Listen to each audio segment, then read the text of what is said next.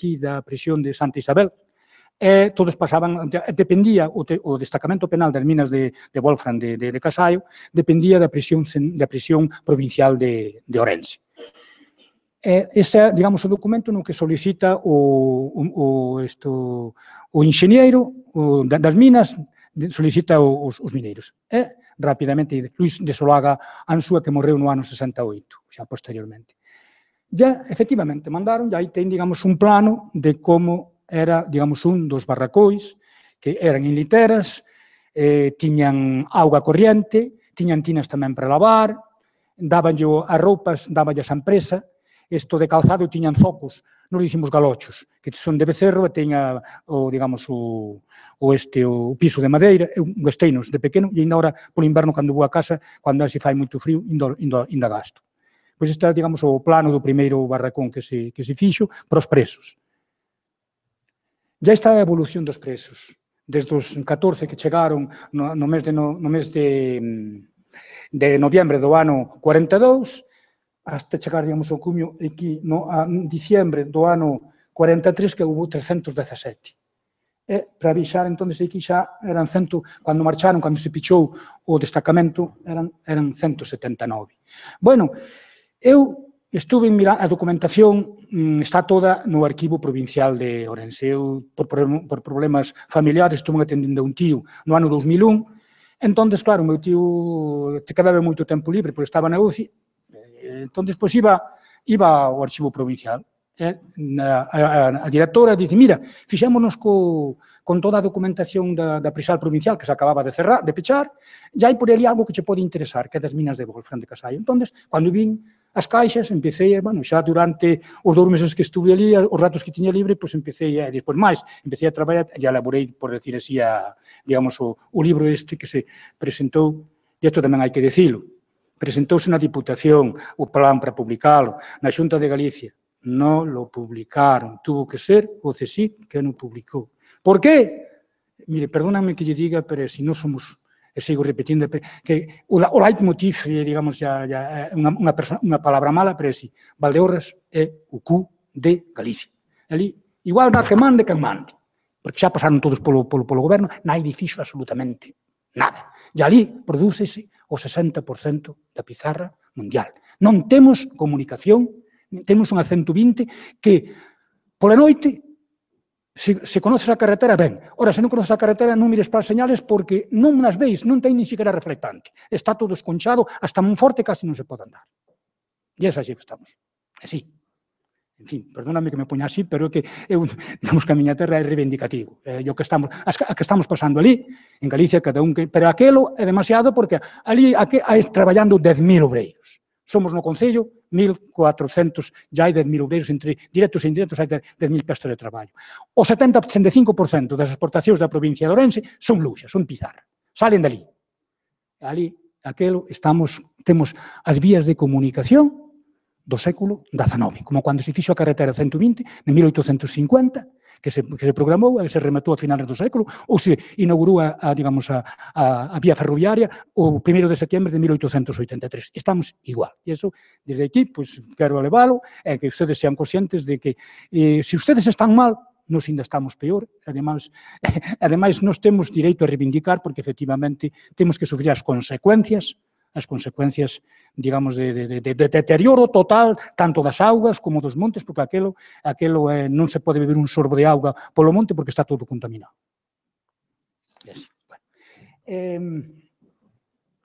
Perdonen que me poña así, para que me... Esta é a cartilla de redención dos presos que chegaron ali. Entón, os presos,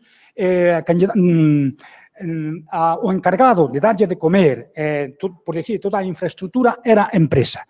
Solamente de vigilancia había tres funcionarios, 2 auxiliares e un director do destacamento, que era o que se encargaba, por decir así, da disciplina dos presos.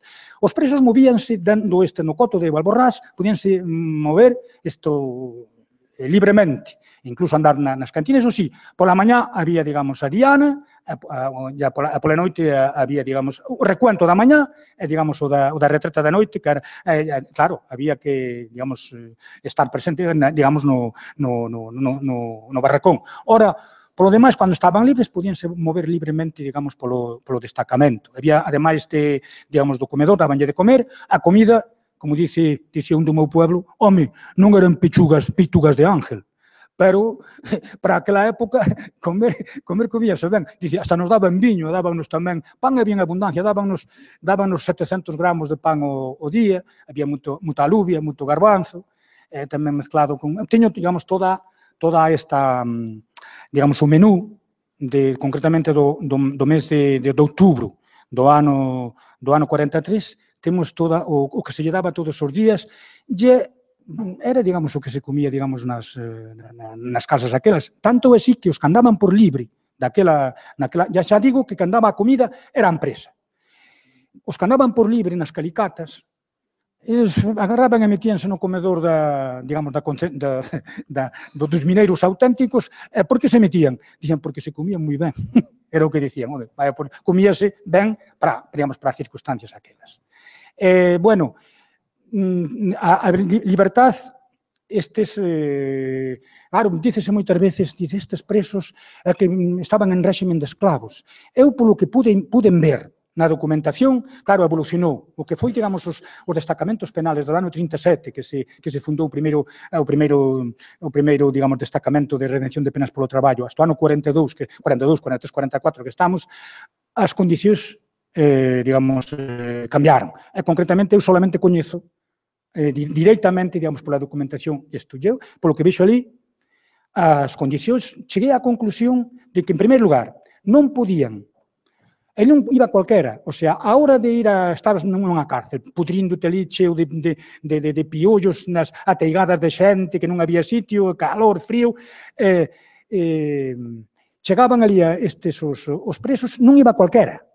Facían xa unha selección, en primer lugar, se físicamente se estaba, digamos, era ben, podía, digamos, estar axeitado ao xeito de traballos. Eso en primer lugar. En segundo lugar, tamén miraban a ideoloxía. Por exemplo, en un principio, non xa nesta época, en principio, os comunistas e os da FAO, o sea, os genetistas, estaban excluídos. Despois xa, efectivamente, xa os meteron. E eu cheguei á conclusión de que o que se pretendía era, digamos, a xente que iba ali eran privilexiados, entre comillas, e o réxime o que pretendía por todos os medios era ganalos para a causa, de algún xeito, iso sí, facendo, claro, pasando as canutas, digamos, pero o que pretendían era iso, ganar para a causa, tanto así, o meu tío, que era, por decir así, un cargado digamos, da formación espiritual, estaba permitido, dixía o meu tío que podían ir á misa, incluso tamén a documentación apareza, o que quixera. Eso sí, que non podían facer, digamos, nin blasfemar, nin poñer en ridículo, digamos, a religión cristiana, que entonces eso era causa suficiente, como pasou en algún caso, mandalos como castigo para a cárcel, para a prisión de procedencia.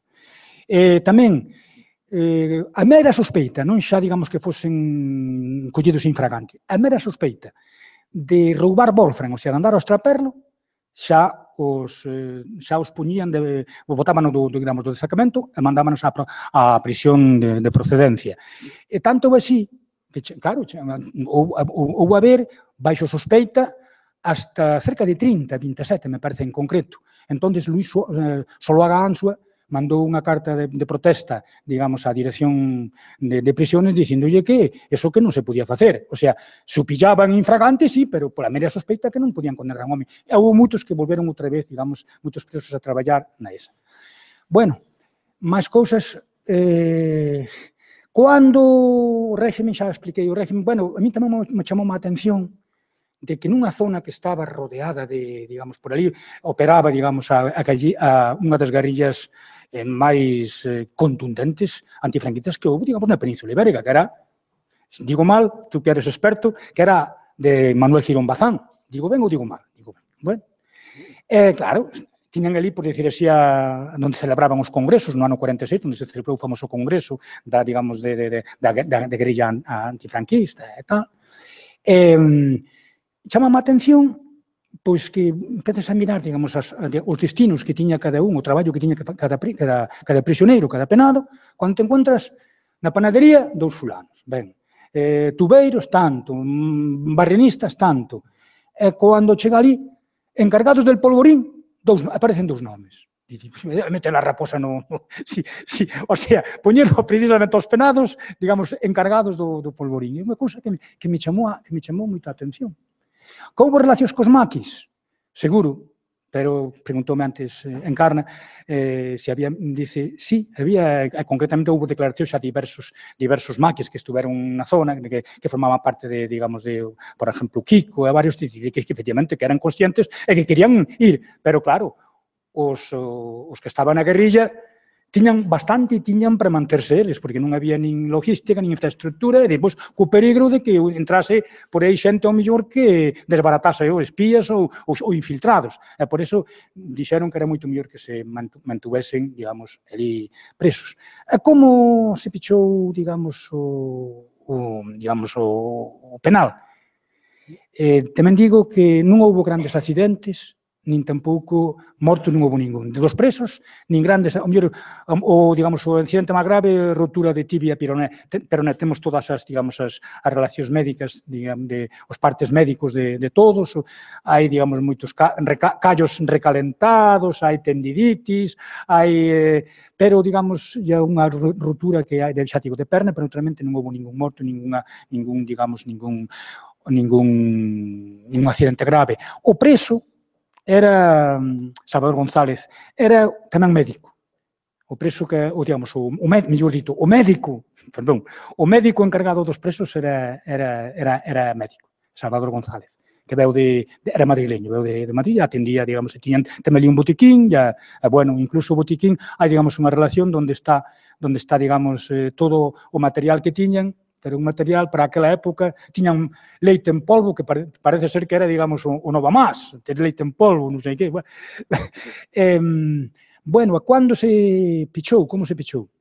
Dixen anteriormente que estaba prohibido aos presos ler, a non ser, digamos,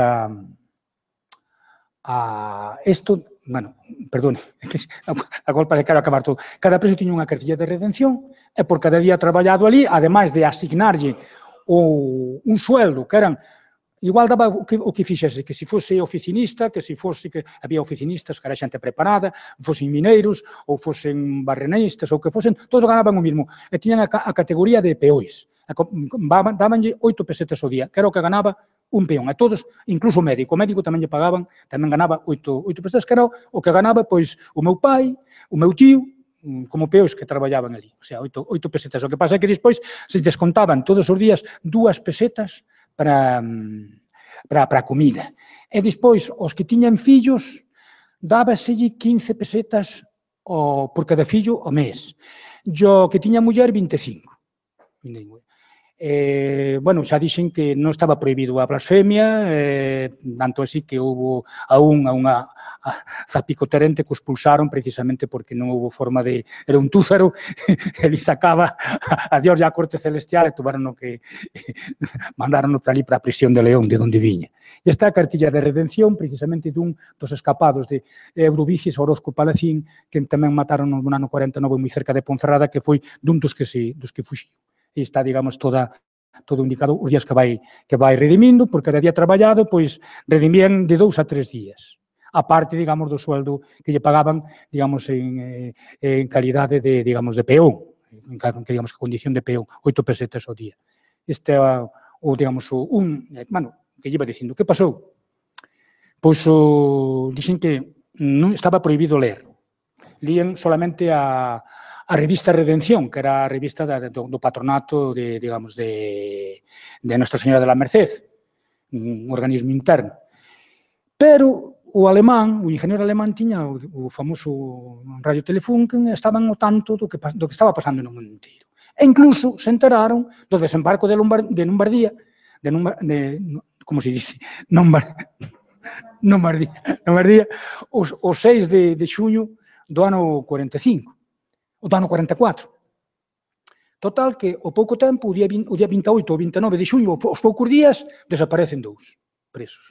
Xa se puxo rapidamente o grito no ceo, chamanos ás guardias civiles por todos os lados, bueno, desapareceron. Ya dali, do 3 ao 4, desapareceron 6. Entón, xa mandaron rapidamente o xefe do destacamento de Lide Casallo, mandou, digamos, un telegrama a Ourense, temos o telegrama, dicindo que aquí vais a producir a gran evasión, que pa. Entón, que facemos? Dice, pechar o destacamento, que non salgan do Barracós, e metelos en camións e traelos a Ourense. E así durou o destacamento de apenas 19 meses. Bueno, dixen, este é o, digamos, Cardeñas Lozano, que foi un dos que marchou, e que se pasou a guerrilla, e xa conocemos, xa contamos como foi, digamos, o fin. Houve tamén outro que se chamaba, para aquel non escapara, aquel había conseguido, porque a evolución dos presos íbanse dando a medida que iban xa dando a condicional. Moitos marchaban para a súa terra e moitos quedaban ali concretamente traballando porque se había fundado, habíase constituído unha empresa de fabricación de travesas moi cerca de ali, nos bosques de San Xil, de roble para facer travesas pro ferrocarril. Entón, ali estaban traballando, os que quedaban na condicional e que non marchaban para a súa terra, quedaban traballando ali xa en régimen vigilada, de liberdade vigilada, cortaban os árbores, o sea, os carballos, ali no San Gil, os rebulos, como dijimos nos, baixábanos o río, que se chama o río Casullo, e polo río abaixo, baixábanos gancheros hasta Sobredelo, onde xa os metían no tren as travesas para a vía. Pois aí houve moitos que quedaron aí, digamos, traballando nas minas. Pero houve un deles, que se chamaba Francisco Elvira Cuadrado, un partido comunista que era de Gárgoles, da provincia de Guadalajara, unha persona moi inteligente, que se xa, estando, digamos, na condicional e traballando de ganchero, digamos, na empresa, digamos, de fabricación de travesas, pois pasouse a guerrilla de Girón. E, precisamente no ano 46, a víspera de Santiago, do ano 24, sí, o 24 de xullo do ano 46, pois tuveron o famoso congreso dos guerrilleiros, vamos, galego-leoneses para unificar, a ver como iban a estrategia a seguir, a ver como iba a ser. Entonces, tiñan o seu sitio onde se reunían na famosa cidade de la Selva, ali nun sitio inaccesible. Hoxe, cos helicópteros e con esas cousas que hai, con esos rayos que hai, chegase rapidamente, pero entonces aquilo era imposible. Tiñan ali onde se agoxaban. E, escapando, por un lado estaban eles e por outro lado estaba a brigadilla da Guardia Civil. Estaban, xa digo, o día víspera de Santiago, do ano 46, cando eles andaban xogando un pouquiño o despiste, digamos, os huidos, pois chegaron a mallada, digamos, da Serra do Eixe, que é, digamos, unha das serras que está, digamos, que converxe, digamos, no macizo central, que as alturas de 1.500, 1.600 metros. Chegaron ali a mallada onde se concentraban todas as vacas do noso concello, porque hai ali, bueno, o noso concello é de outros poblos, hai 11 poblos que ten direito aos pastos de alta montaña unha vez que se fixeron, que se fain todas as, por decir así, as labores do carreo, digamos, do cereal. Estaban ali un rapaz ainda vive. Estaba o vaqueiro e un rapaz que entón tiña 16 anos, Sergio Alonso Gómez. E outro chamaba José Pato Anda, o vaqueiro. Apareceu por ali unha tropa de xente e rapidamente viu que eran os capados. E, bueno, estaban ali falando con ele, pedironlle viño, dironlle de beber, entón, ao marchar, parece ser que foi Xirón, que dice, mire, si vienen, porque falaba castellano, que él era gobierno, si vienen por aquí gente diciendo que son nuestros compañeros, dígale que no ha visto a nadie. Non había pasado media hora cando veu outra tropa, vestidos do mesmo xeito. Que? Viron por aí os nosos compañeiros? Non? Entón, un deles pegoulle unha patada nas súas partes, tirou no suelo, empezaron ali a maltratalo. Entón, o rapaz, que ainda vive, Sergio Alonso Gómez, dixe, non maltraten, que lle digo eu onde están, non se preocupe. Foron ali, como a 400 metros, estaban ali acampados nun caborco, os arroyos chamamoslle caborcos. Nun caborco, estaban ali, empezaron o tiroteo, e ali mataron a Francisco Elvira Cuadrado, que había estado traballando nas minas de Bolsón de Valborrás, e mataron tamén a un asturiano. Total, que aquí ven, digamos, non quero sacar ninguna, porque un historiador non debe sacar ninguna conclusión ética. A min repatéame porque isto que lle acabo de dicir é verdad, porque contou o rapaz Sergio Alonso Gómez. A mí isto repatea, me digo, si os... Eu creo na boa voluntade de todo o mundo, pero se os escapados eran os que, de algún xeito, pois eran os protectores do pobre campesiño, para que agarran e se mostran daquele xeito tan comprometendo, por decir así, o vaqueiro, porque iban a vir, digamos, seguro que iban a vir os outros, e que iban a sacar, sea como fose, a verdade. E, por outro lado, se os outros eran o mantedor do orden, os guardias civiles, pois xa me dirá tamén o trato que di. Iso, agora, digamos, nos conflitos mundiales, sempre, digamos, pagan digamos, como se dice, os burros polos arrieiros, pois é, digamos, unha, como dicen, daños colaterales. Iso é unha vergüenza. Porque, que pasou? O ano 49, o 22 de marzo, foron ao pobo, no meu pobo, Villa de Quinta, e foron a por el, con tan mala sorte que aquel día habían cocido, tocaba de cocer. E iba cunha xarra, ainda ten ali en casa, unha xarra de cobre, a sacar viño da bodega para comer a empanada. Alto, quen va? José Pato. Ele quedou morto. Dixo, ali había xentes presenciales, foi o mismo Girón que non matou, foi Girón, o que fixo a descarga, que fixo o comentario. Decían que era moi buena persona, pero nuestros compañeros tamén eran moi buena persona. Eso foi... Bueno, eso foi o, digamos, o triste. Depois xa o repartiron os 179, trouxeronos para a prisión de Ourense e repartironos, digamos, por os campos de traballo que había en toda a xeografía, que estos anos casi 60 ainda houve xente traballando, digamos, incluso tamén, eu digo porque me toca un pouco de direito, fixen a historia da diócesis de Astorga, a época moderna contemporánea, e ofreceronse, digamos, para restaurar a Catedral de Astorga, o Cabildo con moi bon tino, negouse de que viñese xente, digamos, dos presos políticos a traballar nela. Bueno, que facemos, digamos, cas minas cos restos de Valborrás, que hemos pedido por todos os medios que se restaurasen, que polo menos se mantuvese a memoria, como se dice agora? Pois, predícame cura, predícame fraile, naide escuta nada. Está todo xa casi desmoronado, como xa viron, digamos, no documental. Eu non pido que iso volva outra vez, parece ser que hai cotán. Eso está, a zona onde estuveron as minas, hai varios minerales, e agora rumorease que hai cotán. Saben o valor que ten o cotán, digamos, as aplicacións que ten. Eso sí, eso está, digamos, está pagando un canon de concesión mineira. E están, o sea que hai alguén, unha empresa que está pagando, digamos, a concesión mineira. O sea que non pode entrar cualquera. Aínda que a propiedade hoxe xa é propiedade, digamos, do pobo de Casaio, neste caso, do pobo de Casaio. Polo menos, pois, que mantuvesen, se xa non se volva, digamos, a traballar, digamos, a Sale Cotán e tal, pois, polo menos, que se mantiñan, digamos, as instalacións que hai ali, porque ainda hai instalacións, hai, digamos, os tanques, hai... Ali, en un principio, non había luz eléctrica. Entón, que fixeron? Pois, a luz eléctrica, en primeiro lugar, fixeron un embalse dos arroios, os arroios daquela había moita neve, onde había moita alta montaña, había auga, entón tiñan unha especie de generador. E já polo verán, cando fallaba a auga, tiñan un motor de submarino que aplicaban, digamos, ao generador de corriente, pero claro, chegou un momento en que nin siquiera xa había combustible, os coches tiñan que andar, digamos, con gasógeno. O sea, que estaba a cousa, hasta o ano 56, xa na época que se fixo, digamos, por decir así, digamos, unha línea, Fenosa puxo unha línea desde Sobradelo hasta ali, e xa traballaron, digamos, desde o ano 56 hasta o ano 63 con electricidade. Por lo demais, xa digo que era todo, pois, moi primitivo. Bueno, o que iba dicindo, que facemos con estas ruínas? Pois, por lo menos, mantelas como ruínas.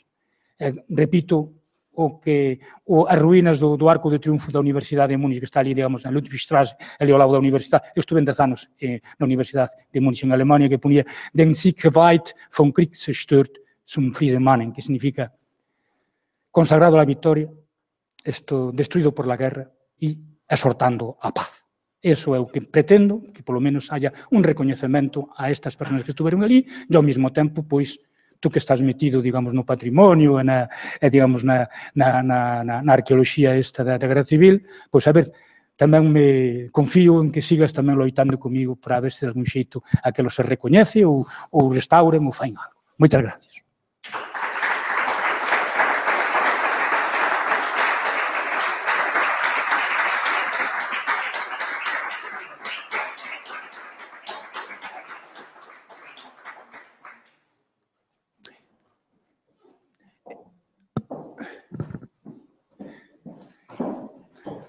Isto, en verdade, para máis, no ano 2010, no mes de xaneiro, por arriba de todo, por encima de todo, a 1900 metros, montaron unha escombreira de pizarra, de louxe, que o máis bonito é que está na provincia de León a louxeira e trae un escombro para a vertiente de Galicia.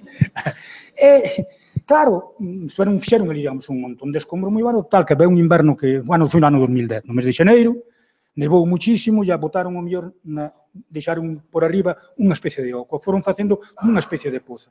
Ali, isto, que era unha nevada moi barba, e foi amontoando, digamos, o ventisqueiro, a neve ali no buraco aquel, que había casi 20 metros de neve.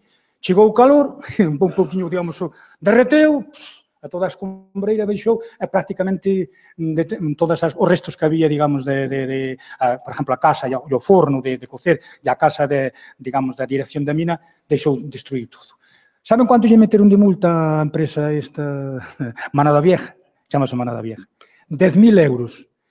Pois que hubieran arreglado polo menos aquelo, pero 10.000 euros que desapareceron, pero ali aquelo quedou todo deteriorado e non se reparou. Gracias. Bueno, moitas grazas, Isidro, pola presentación, polo que nos contas e pola paixón que pos o contarnos esta parte da túa historia, da vosa historia, da nosa historia, evidentemente. Eu, antes de pasar ao debate, quería facer unha pregunta en relación co isto último que comentabas, co tema da posta en valor ou da necesidade de conservar o que facemos con este tipo de elementos. Existe neste momento algún tipo de protección, de figura de protección para as minas? Nada. Nin están catalogadas, nin están... Eu non sei se está catalogada, se é catalogada, sabese que allí, pero, digamos, protección non hai ninguna. Non hai ningún. Non hai ningún. Eso, no ano 82, hasta o ano 82, houve uns vigilantes ali de toda a maquinaria que había ali, pero no ano 82 houve un empresario, Pizarras Europeas, concretamente se chama, Rogelio Arias, que comprou toda aquela maquinaria que había ali e vendeu-a para unhas minas de Salamanca, e é o único que se sabe, o sea, prácticamente non hai. Todo o que había de valor, de ferro, queda por aí algún ferragacho malo, pero todo o de valor que había ali, todo comprou este empresario pizarreiro, que se chamaba Rogelio Arias, de Pizarras Europeas, e vendeu para Salamanca. É o único que sei, non hai... Pero sigue habendo unha concesión, polo que decías. A concesión, sí, a concesión, o que é a zona, a cuadrícula que lle chaman ali, eso está, digamos, está pagando o cotomineiro, sí. Eu non sei quen é, pero, bueno, podo sabelo, pero tampouco me importa. Eu sei que está, porque os de Casallo, que son os que, digamos, a xente que sabe, que efectivamente hai unha concesión, pagan a cota. Hombre, bueno, se é privado, se é unha propiedade privada, habría que ver como... É comunal. É comunal. É comunal do povo. Sí, sí. Pero, bueno, igual o primeiro que habería que facer é facer unha figura de protección para empezar a... Parece ser que hai por aí algúns... Pero eu sempre teño moito medo a estas cousas. Dixeron un día hai un parlamentario, me dixo que hai un proxecto das rutas do Wolfram en toda Europa, entonces queremos englobar tamén Casallo, metelo... Oi, se nos entramos, Valdeorresas, que eu repito, perdóname a grosería, que somos o cu de Galicia, se non nos metemos no reparto de todo o que hai aquí en Galicia, a nós non nos toca nada, ali non chega nada. Son tan escéptico e estou tan escarmentado que ali non nos chega nada. Por iso, hai, sí, un proxecto, hai un programa que a nivel europeo, pero por agora ainda non ha aflorado. Tamén en Portugal, as rutas do Wolfram, entón que habría, digamos, a posibilidade da restauración ou a posta en valor disto. Iso que hai.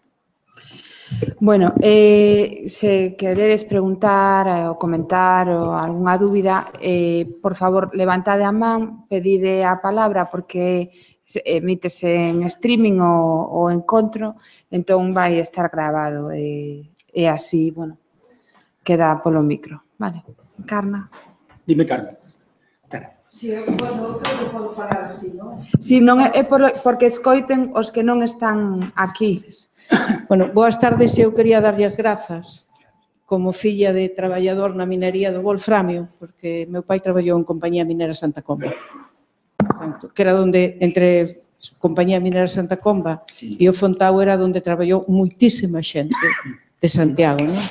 E, por certo, que a Compañía Minera Santa Comba, Parga Moure, era o xerente responsable dos March, que eran os que tiñan a concesión franquista desa mina, non? Quero agradecerlo e, ademais, efectivamente, decirlle que a minería, como actividade, cando ten un plan de peche, ten que presentar un plan de recuperación da zona mineira.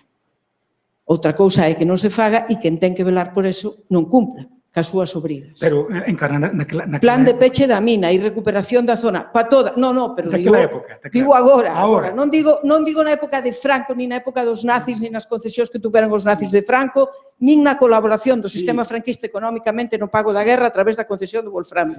Non falo deso, falo de hoxe en día. É dicir, todo plan de peche dunha mina ten que presentar ese plan que efectivamente implica unha recuperación. Unha vez pechada a actividade, evidentemente o territorio hai que recuperalo, Outra cousa é que non se faga e quen ten que velar non o faga. E aí é onde entraría a negociación do patrimonio construído como parte desa recuperación, porque é verdad que Galiza necesita recuperar a súa memoria da minería, que é unha actividade económica moi importante. A propiedade digamos, dos edificios que hai ali, os edificios son ruínas, é do pobo de Casallo porque no contrato que houve de arrendamento poñíase de que unha vez que se abandonase ou que quedase ali os edificios inmuebles que pasaban a ser propiedade da comunidade vecinal. E o que dice de recuperación, sí, pero usted ha ido, digamos, por ali, digamos, na modernidade, o que están facendo nas casas proteccións louxeiras. Sí, estou completamente... Ali fan o que lle dá gana, pistas por todos lados, paran as louxeiras, escombro por todos os lados, auga por todos os lados, contaminada, ali naide fai, digamos, ni... E se piden algunha subvención para poñer as escombraras, ou sea, para restaurar as escombraras, os cartos desaparecen e ali recuperación non hai ninguna. Falo con coñecemento de causa. O que lle quería preguntar a usted, aí hai unha muller que fala no documental de Os Lobos, entonces era para preguntarlle se ali realmente traballaban na mina, porque en Santa Comba e no Fontao había mulleres contratadas pola compañía minera, é dicir, pola empresa, non falo das que traballaban na brigadas informales, que se chama, que aí había moitas, pero na empresa solo estaban, no caso do Fontao e no caso de Santa Comba, solo estaban contratadas para o lavado. Incluso en Santa Comba hubo bastantes mulleres de homes represaliados, que traballaban contratadas pola mina nos lavadoiros. Era onde onde podían traballar con contrato oficial por parte da minería. Manuela Valle había, normalmente, o que dixe usted, estaban, como se ve nas fotografías, estaban máis ben nas labores, nos labores de decantación, de lavado. Primeiro empecé a lavar cunha palancana blanca, como dice, con a que esa voz tan bonita que tiña. Xa morreu, chamase Manuela Valle. Pero tamén consta, ela dixo a mí que había traballado, que traballara dentro da mina, e había non moitas, pero algunhas que traballaban do que se chama zafreiros. Os zafreiros eran os que estaba o picador, eran as que, digamos, con un cesto iban recollendo o mineral para botarlo na vagoneta. Que iso é bastante duro, porque xa me dirán todo o día, e dicen naquela escuridade, con aquel candil de carburo.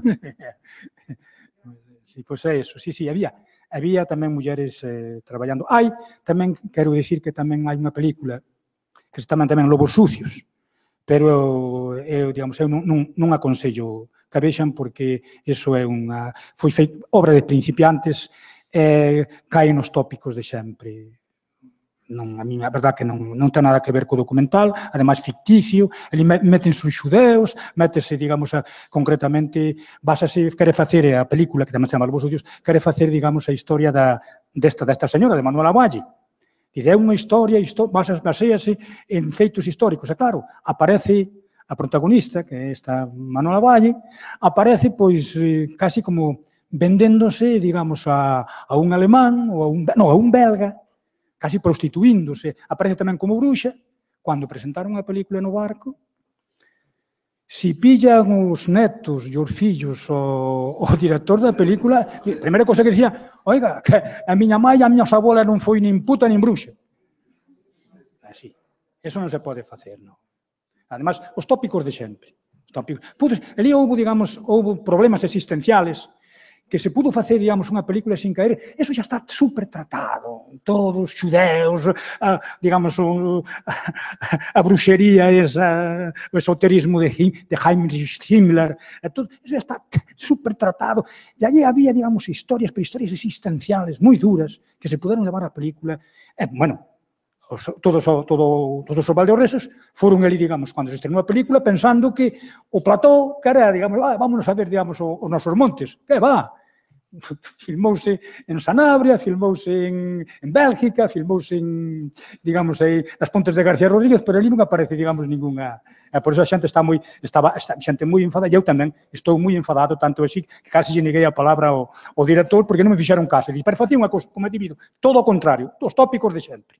Pasando os xudeus, xa me dirán, pasando os xudeus desde ali a Portugal, que hai que pasar, digamos, dúas serras. A serra de primeira, un macizo de Peñatrimiga, que son 2000 e pico metros, que hai unha cantidade, unha clinometría, xa lle digo, casi dun 50%. Anda van a... Cousas absurdas.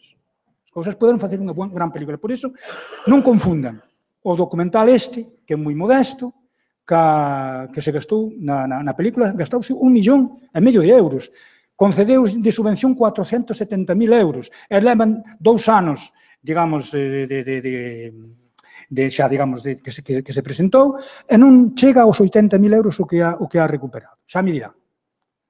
Bueno, isto foi xa, non tiña algo que ver directamente, porque para que non, cando se ven, entran en internet e ven Lobos Sucios, hai a película, que é unha mamarrachada, já o documental, que pretende ser un pouco serio. Bueno, Moncho, dices algo. Tú conoces que eres de ali.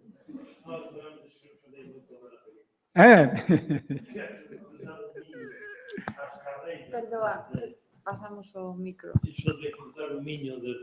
Sí, pero é que mezclaron mezclan a historia que foi verídica, digamos, de Ribadavia, que pasamos, iso sí, pero ali, digamos, en Valborrás non ten, digamos, razón de ser. Sí.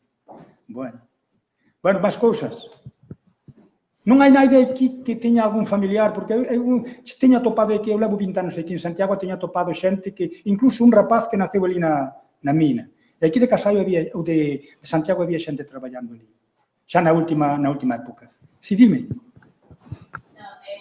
Eu son de miña nai nacida en Casallo, e eu son pagada.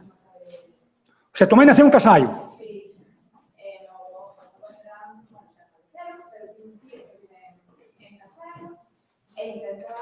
Perdona, de que xente eres? Que ali conocémonos todos. Decide que presento.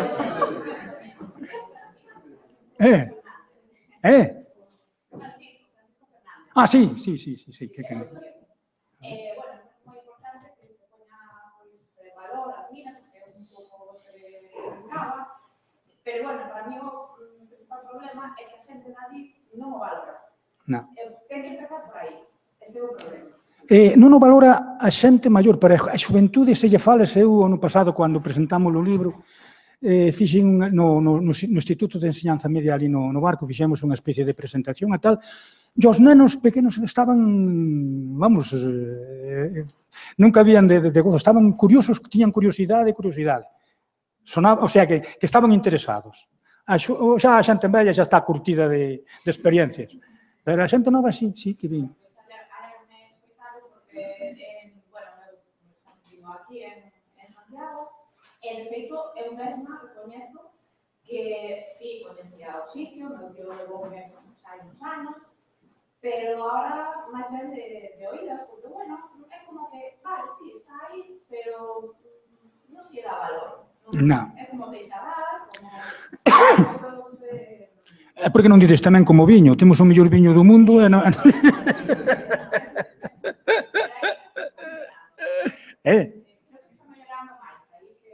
Sí, é verdad.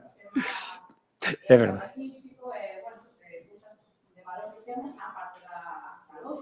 É louxa, sí, é louxa. Non dicimos louxa, non dicimos louxa, dicimos louxa. Bueno. Gracias a ti, además é un placer pois atoparte aquí, digamos, na diáspora. Bueno, pois se non hai nada máis... unha cousa. Non vai por aí, sí? Non.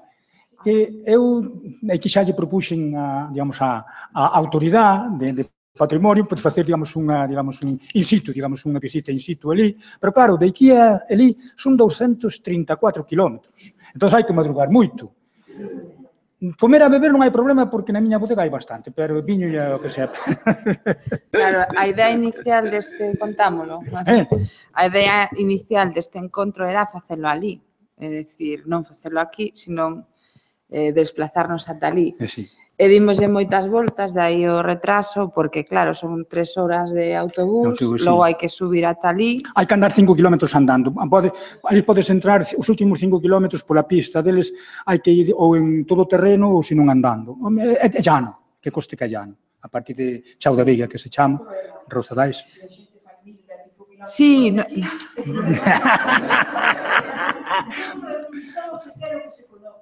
sí, sí, sí. Nos, bueno, habería que falar co xerente, a ver que di. Eu estou encantado, ademais, non solamente eu, porque, vamos, eu son un enamorado da miña terra, como cada un, é tamén enamorado de para min, a miñor terra que hai no mundo, perdóname que diga, para min é o mellor viño que hai no mundo, é verdad? E por eso teño que disculpar se me convirto en misioneiro da miña terra, para que é así. Bueno, valorarémolo e, se posible, lanzamos unha proposta. A idea é que se hai suficiente xente que se apunte coa idea de pasar o día ali e levar a comida. Comida non hai problema porque ali hai un restaurante. Se non vamos a casa non hai problema. A casa de Isidro, que pon o viño e pon a boega. Hai sitio. Digo que teño unha casa grande, teño tamén alrededores, ou sea, non hai problema ningún. Sí, pero eu insistindo un pouco nesta última idea que comentaba, perdoa, como te chamabas? Mari Carmen. A verdade, o sea, que receptividade ten a xente de ali en relación coas minas, a súa recuperación, como as vive, como...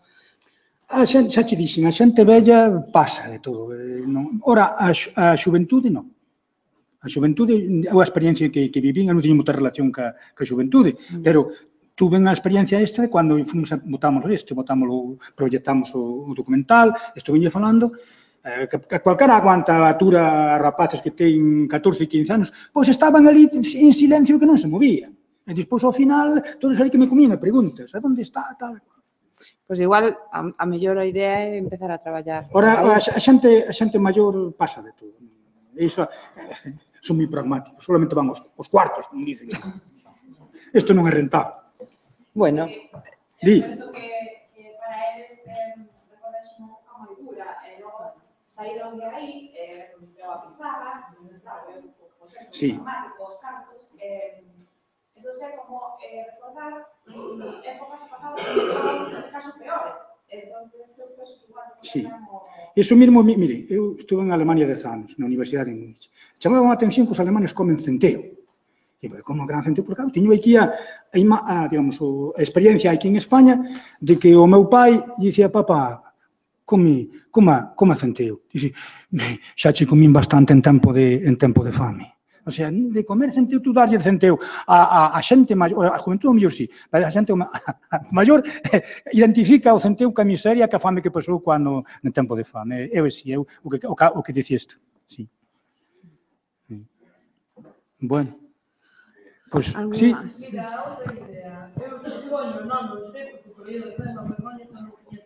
Perdoe un momento, podería esperar a que lle dean o micrófono, porque así... Tiñamos antes unha palabra pedida atrás, logo pasamos ali atrás. Que, bueno, que por aí a verdad pois non coñezo moito, e a raíz do que dixo de que vea xente nova entusiasmada cando presentou eso, a idea de que os institutos de Ourense, ou, bueno, por proximidade, de rutas didácticas de enviar aos centros de ensino precisamente pois para que fosen a coñecer todo iso. Sí, iso é unha boa idea, pero eu, como comprendereu, dedico má investigación. Iso xa ten que ser, digamos, os responsables docentes os que, e efectivamente, ali hai docentes que saben ben o que hai ali, pero...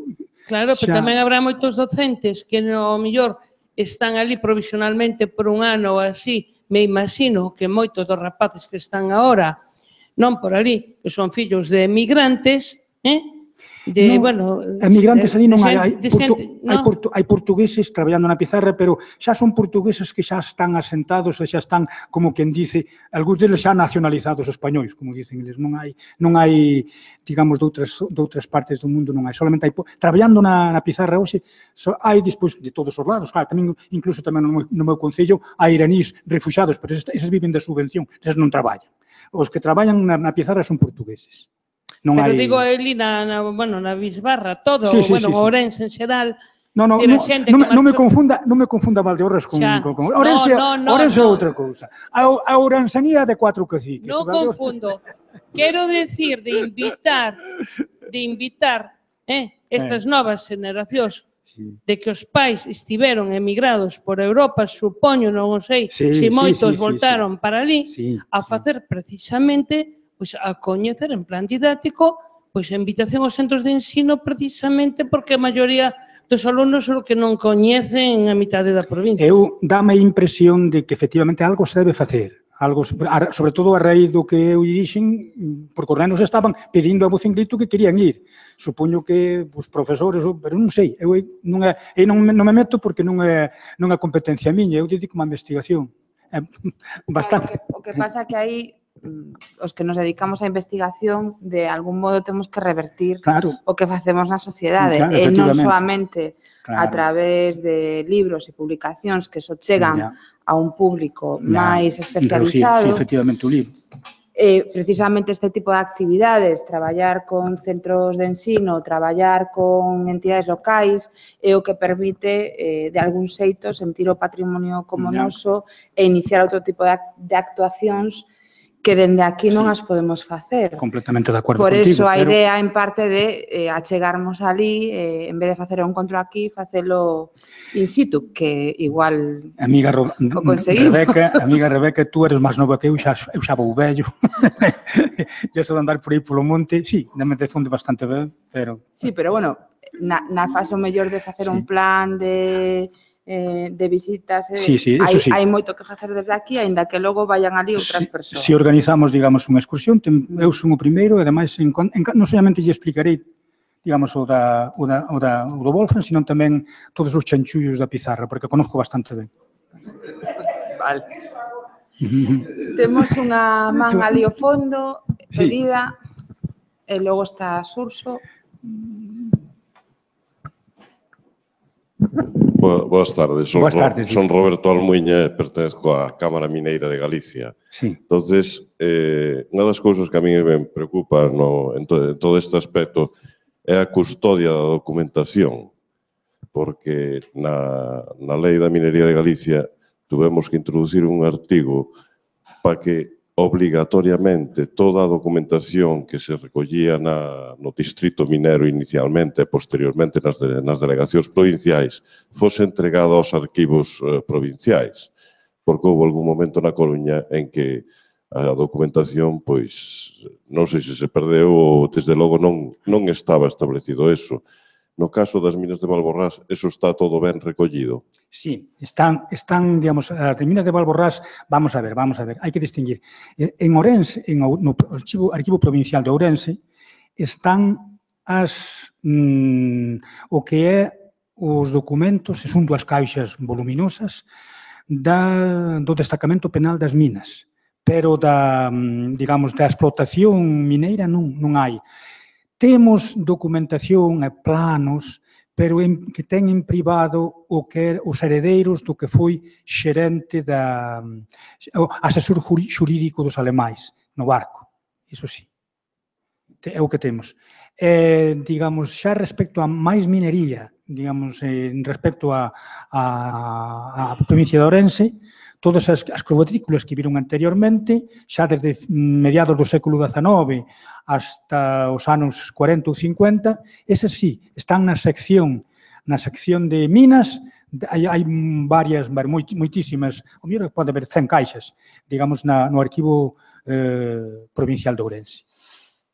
Neso que é modélico é o arquivo de Lugo, que en Lugo sí que se teñen... Eu, que quere que lle diga, conozco, porque o meu ando de arquivo en arquivo e conozco todos os de Galicia, non solamente os de Galicia, senón tamén os nacionales, tanto de Simancas como o de, digamos, da Chancillería de Valladolid como nacional, ou de Indias. O de Lugo deixa bastante que desexar. Digamos, o arquivo millor non ten moita dimensión, pero máis completo de todas as épocas, xa desde a época do século IX, que é o, digamos, o primeiro pergameu que hai, é o de Ourense. O Ourense é reducido, pero está moi ben conservado. O de Lugo, eu traballei concretamente, podo lle dicir, na experiencia, digamos, da documentación das encomendas sanxonistas de Galicia, desde a época medieval hasta o século XIX, e en Lugo non había nada. Sin embargo, en Ourense, además, moi ben conservada. En Lugo non había nada. Nos protocolos notariales é onde algún xeito, en os protocolos notariales están bastante ben en Lugo, pero polo demais non hai gran cousa. En está tampouco tamén. Minería non sei, minería, xa lle digo, minería non sei. Eu refirme expresamente a minería. A minería non sei. Aí hai unha cuestión que os casos estes tipo Casallo, aí o que se presta é a facer un centro de interpretación, porque tampouco se pode pedir moito máis. Non. O que pasa é que tamén é certo que os concellos non se implican con nada. Eu digo a verdade. Aí coa minería que hai, aos señores da pizarra, o que hai que pedirlles é que o que teñen que facer é facer algo pola súa profesión. Eu digolle, mira, o noso Concello de Carballeda van a quedar, digamos, ten 40 millóns de superávit, de euros. Pero o problema, claro, necesitan, non hai xente, dice, bueno, hai que invertilos, pero non como invertimos se non hai xente, que vamos a tirar por aí, están limpando os camiños vellos e cousas desas. E concretamente, mira, unha boa ocasión era para a restauración, digamos, de Valbornás, pero están á espera de, hai que guardar para unha falta, como dicen eles, están á espera a ver se hai algún programa, como que dixen anteriormente, das rutas do Wolfram, para ver se se sacan cuartos subvencións de outro lado. É o que falan un día que a alcaldesa me dixo. Pois igual o que falta é unha mente pensante, non? Mais que diñeiro. Pensamos moito, executores, o que hai que facer, sabes moi ben o que hai que facer. Sí. Moi ben, dime. Son Surso. Nada, bueno, en primeiro lugar, Isidro, noraboa pola charla, pero tamén darche as gracias porque, bueno, isto foi un manuscrito inédito durante moitos anos o teu traballo e tanto investigadores, cineastas, xente que fomos ali a que nos pasaras o documento, tiveches unha generosidade que non adoita existir moito no gremio de investigadores neste país. Eu quería facer un par de comentarios. Non discrepo, eu creo que estes sitios sí que se coñecen en Galicia e se coñecen demasiado ben. E esa é a razón pola cal se destruen sistemáticamente. É unha vontade consciente para destruir a materialidade dos campos de concentración en Galicia, dos campos de redención de penas, etcétera, etcétera. Nos fomos, por exemplo, testemunhas da destrucción do campo de concentración de Rianxo en 2007. Pero como lle chamas campo de concentración? No. Concentrationslager, como os alemanes. Eu non lle chamaría campo. Non estou chamando a este en concreto. Estou falando de... Bueno, chamolle campo de concentración de Rianxo porque hai unha dirección xeral franquista que utiliza ese mesmo termo. E a carto... bueno... Temos excavado varios campos de concentración no Estado porque os franquistas empregan ese mesmo término. O sea, non é un invento noso. Pero, bueno, en todo caso, que che quero dicir que no ano 2007, por exemplo, destruíuse sistemáticamente os restos do campo de concentración de Rianxo para construir unha urbanización de luxo, o Castelo. E a publicidade era tu punto de amarre, incluso, non? E iso que leva que eu creo que o comportamento da xeración, sobre todo a xente máis maior, é precisamente porque son espazos totalmente traumáticos que amosan unha realidade, como ben diste, durísima. E isto a que leva? Que estes espazos, aparte de destruirse sistemáticamente en sitios nos cales a memoria histórica non hai unha política pública de memoria en Galicia, polo goberno que temos, a diferencia de outros sitios, pois é un desleixo total. E despois o que prima é unha visión destas paisaxes impresionantes, unha visión aséptica, que non conleve problemas. Entón, este é un pasado que se obvia. Por exemplo, Rebeca e eu fomos monitores fai moitos anos nunhas rotas da Xunta de Galicia, que era espazos naturais, entón tú podías ensinar Pena Trevinca ou a Ribeira Sacra, íamos un arqueólogo, arqueóloga e un biólogo e bióloga. Non? E, por suposto, xamais se falaba destes espazos traumáticos dos anos 40, de como o franquismo foi construindo a paisaxe solagada, por exemplo, do río Silo do Miño empregando batallóns de traballadores. Ben, ese é un pasado que en Galicia ainda non está nada normalizado. Non? Esa é a miña opinión, porque nós temos, xa te digo, cando falaba desde que facer con estas ruínas, eu estou totalmente de acordo contigo. Por exemplo, nós traballamos no campo de concentración de Castuera, en Badaxoz, que é o meirán de campo de concentración, construído a partir de clasificación incluso da xente, e sobreviviu porque é propiedade dun marqués que vive en Madrid e captou unha subvención europea para poñer paneis solares. Ben, pois houve unha asociación, a Sociedade Civil, que creou unha asociación memorial que acadou que a Junta de Extremadura declarase iso ben de interés cultural, que é a figura de protección legal máis importante que hai para proteger un ben patrimonial no Estado. Non? Esa podría ser unha vía para tentar, bueno, pues manter ou estudiar este tipo de cousas. O que che pode dicir é que ali a xente, eu xa de pequeno sabía que efectivamente houve presos ali, xa de pequeno, ademais falaba, porque que tamén houve incluso un preso de Guadalajara, de París Béjar Martín, que se casou precisamente con unha, que se conoceron ali que a rapaza traballaba na mina, e conoceronse ali, Gloria Álvarez, non, como era, Pérez Anta, e casáronse.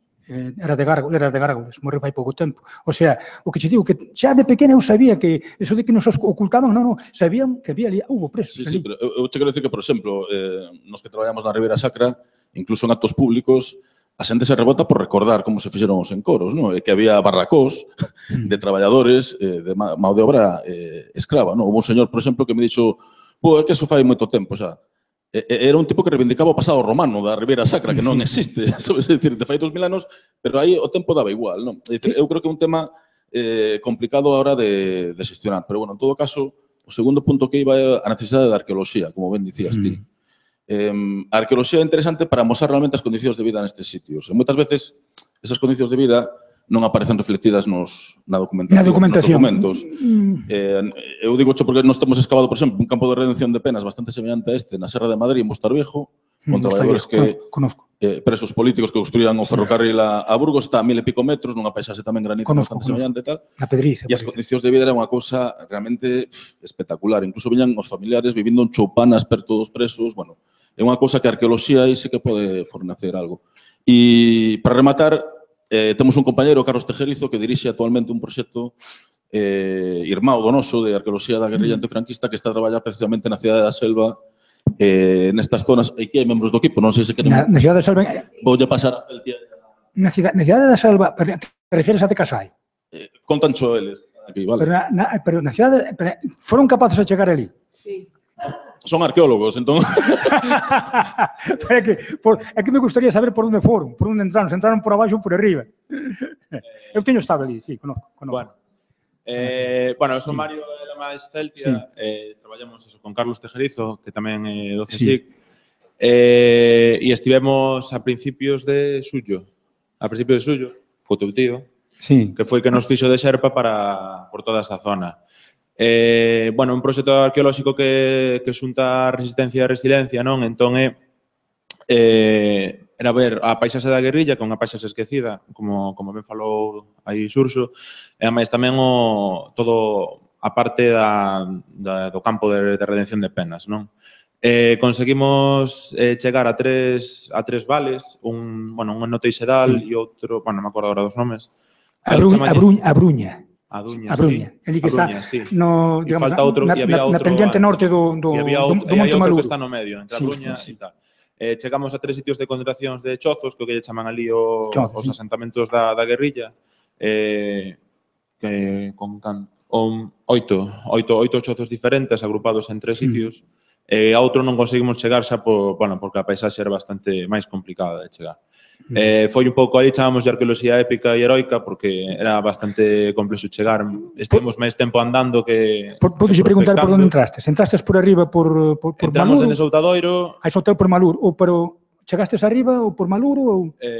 Agora non sei tampouco decir a toponimia, porque claro, pero entrábamos por Soutadoiro e despois era andar. Hai polo Couto, xa, fustes polo Couto. O Teixedal podese chegar, recomendo a calquer persona que queira ir, porque é un bosque impresionante aparte, e eso, conseguimos... O Vale de San Xil, o Vale de San Xil. Sí, e ali atopamos 3 chozos no dentro do Teixedal que Francisco só lo coñecía un. E bueno, e tamén recomendo ir a Soutadoiro co señor Alfredo, que apareceu aquí no documental, que é un paisano que coñeceu con 9 anos, coñeceu a guerrilla, ao momento da guerrilla. Alfredo. Alfredo, sí. Que sempre me confundo o nome. Bueno, tamén é espectacular. E despois no traballo dentro da mina, pois estivemos catalogando arquitectónicamente os edificios que quedan, sobre todo os que consideramos que eran os xa da época do alemán. Sí. Xa o que lle chaman a mina do alemán. Sí, quedan moi poquinho, solamente queda... Sí, o cuartel da Guardia Civil... No cuartel da Guardia Civil non, xa ali se tumbou, se tirou, xa non era o mismo. Era, bueno, digamos... Sí, a ver, está reformado, non? A dirección, a casa da dirección que estaba do forno. Era prácticamente e os barracós. Os barracós. Se conserva as paredes de un e os outros dos. E despois o lavadeiro novo que xa no ano 42 xa estaba xa casi rematado. Correcto. Pois é o traballo. E ainda estamos en proceso. Quería falar despois contigo porque nos dixo Carlos Tejerizo de que faláramos contigo porque sei que, bueno, pero xa despois. Bueno. Sí, pero eu creo que, bueno, se me permites un momento, Isidro, o que comentou Xurxo antes, e era un pouco polo que empezaba eu ao principio, igual é necesario pensar xa en crear en solicitar unha figura de protección para este tipo de elementos, e sería o primeiro paso para recoñecelos e recoñecelos de maneira legal. Eu falei destas cousas, deso estaremos máis ao tanto que eu, digamos, do proceso, digamos, burocrático. Eu falei, digamos, con educación, con cultura.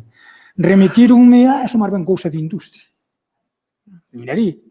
É que, bueno, digamos, eu fixen xa bastante con, digamos, con sacalo á luz, outras cousas xa, andar dudando por aí con xente, con malos toureiros, non, eu non son touro. Sí, pero hoxe en día, bueno, hai unha nova lei de patrimonio, está recoñecida a figura de patrimonio industrial, é dicir, que é unha maneira tamén de entrar por aí. Mira, eu son moi escéptico, digoche sinceramente.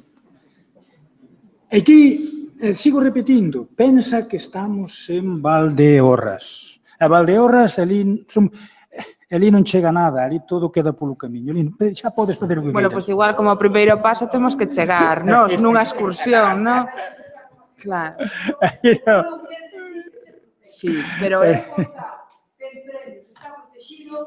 Ya.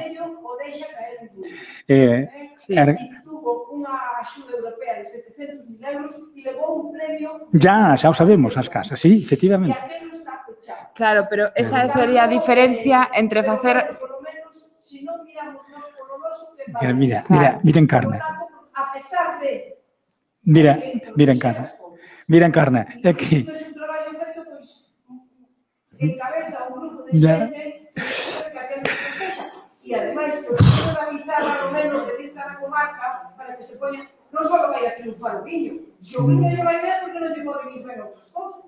Tens toda a razón, pero... E alguén ten que facer o que de fora non van a ver. Sí, señora. Aí eu creo que a diferencia está entre facer as cousas de arriba a baixo ou de baixo a arriba. Volvo outra vez tú a mandar, xa. Hombre, quero dicir, porque eu xa che digo, son moi... É dudar con... Además non entenden, non fan caso, rinse de un. Eu non estou disposto a que se ríen de mí. Xa, teño a miña edad, tens que ter a miña edad xa, que xa, bueno. En todo caso, é unha cuestión de vontade política. Hai sitios bastante máis arreglados incluso que Valdeorras no conjunto do Estado, agora están na zona do Maestrazgo, na zona de Teruel, Castillo. Sí, claro. E hai campamentos guerrilleros musealizados, hai un programa público de... Coñezo. Da ofensiva de Levante, é dicir, claro, é que ao final non hai que caer neste determinismo xeográfico ou que os galegos somos raros ou unha cousa así, non? É simplemente que non hai vontade política para para musealizar ou para dar a coñecer estes sitios. O que pasou con Vilarbacú no Caurel, que tamén moi cedo, é do 38. Era o que che quería preguntar eu, se conocí eso de Villarbacú. Sí, conozo, pero apenas queda nada, queda ali un caseto con... Porque houve presos ali despois, cando se pichou, que foron destinados a Villarbacú, e a Tuiriz. Ademais, abriuse Vilarbacú durante a guerra xa, no ano 38. Sí, ves. Tamén. Vale, bueno. Bueno, isto é... Pues moitas gracias a todos ustedes. Foi un placer. Perdonen que moitas veces emborracho me falando, pero é así. Bueno, pues ala, moitas gracias. Eu quería...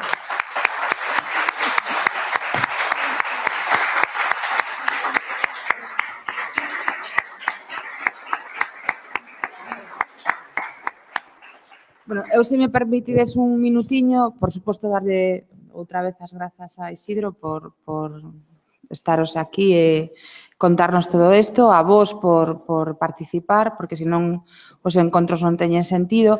E simplemente comentarvos que pecharemos este ano con un encontro 30 de novembro sobre Ourivería Castresa, que levará o Lois Armada, que é un compañero tamén do CSIC, e será o último do ano, despois teremos a nova programación para o ano seguinte. Moitas grazas e boa tarde.